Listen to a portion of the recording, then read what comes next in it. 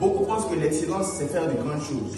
Moi, je crois que l'excellence, c'est faire de petites choses de manière extraordinaire. Dans un monde où tout va vite, où l'on cherche souvent à être le premier, on oublie une chose essentielle. Ce n'est pas la performance qui crée l'excellence, c'est l'engagement. Alors aujourd'hui, j'aimerais vous envoyer pour un voyage, pas vers les étoiles, mais sur le chemin de l'excellence. Car comme le dit Conor McGregor, l'excellence n'est pas une compétence, mais une attitude. D'abord, l'excellence commence par un choix personnel. Ce n'est pas une pression extérieure, c'est une décision intérieure. Le psychologue Carl Rogers disait, le seul être qu'on peut vraiment changer, c'est soi-même. Je ne peux pas contrôler les circonstances, mais je peux contrôler ma rigueur, ma constance, mon honnêteté. Et ça, c'est le pouvoir de chacun. Quand vous décidez de faire des efforts supplémentaires, de ne pas bâcler votre travail, de tenir votre parole, même quand c'est difficile, vous choisissez l'excellence.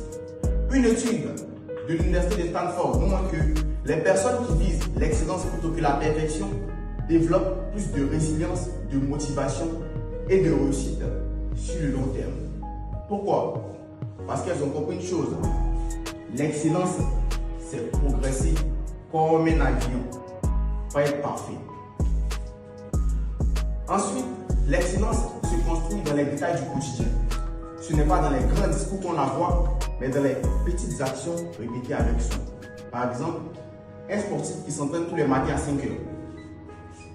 Un élève qui bosse pendant que les autres dorment. Une couturière qui refait une couture mal faite. En eux, j'aime les graines de l'excellence. Ces précédents propos, j'ai une histoire personnelle à vous raconter. En 2019, j'ai commencé le basketball. Honnêtement, je ne valais rien. J'étais lent, maladroit et souvent mis à l'écart. Mais j'ai fait un choix. M'entraîner 6 jours sur 7, la plupart du temps à 5 heures de matin.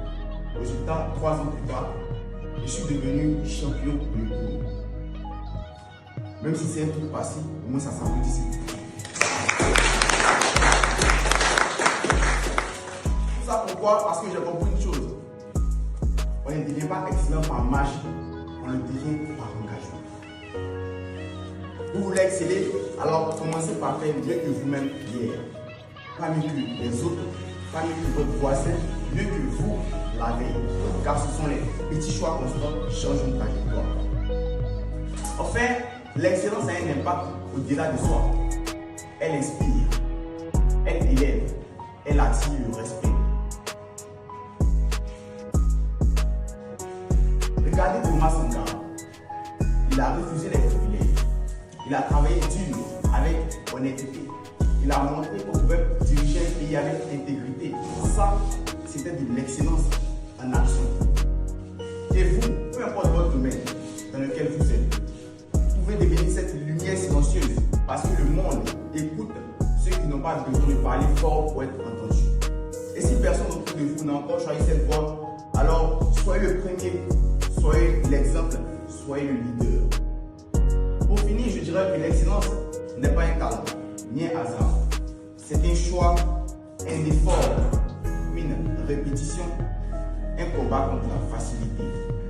Vous n'avez pas besoin d'être célèbre ou génial pour être célèbre. Vous avez juste besoin de vouloir faire les choses bien, même quand personne ne vous regarde. Alors à partir d'aujourd'hui, que chaque geste que vous faites, chaque mot que vous prononcez, chaque décision que vous preniez soit un pas affirmé vers votre propre excellence. Monsieur l'animateur.